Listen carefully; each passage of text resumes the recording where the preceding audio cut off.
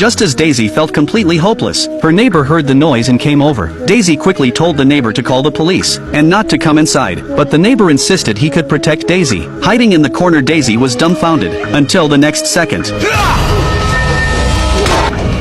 The neighbor was killed, while Jeff was busy dealing with the body. Daisy quietly slipped out from behind. This time she finally escaped the house. Relying on her instinct, she followed a wire fence, and struggled onto the busy street. Hearing voices nearby, she quickly called for help. Luckily, she ran into someone important. The man was a local police officer. Seeing Daisy was now under police protection, Jeff had no way out. The officer immediately picked up his phone to call for backup, then said he would first get Daisy settled. But right then, Jeff also came over. Turns out the so-called officer was Jeff's brother, and Daisy was taken back home again. Unlike Jeff, the older brother was more cunning. He came to Daisy and gently persuaded her, saying her husband had indeed run off with the stolen money. Otherwise they would not have gone to such trouble. He even respectfully covered her husband's body with a blue cloth. But even after all his kind words, Daisy truly did not know anything about the stolen money. She didn't even know her husband was a thief. With no choice, the older brother decided to get tough, and let Jeff interrogate Daisy instead.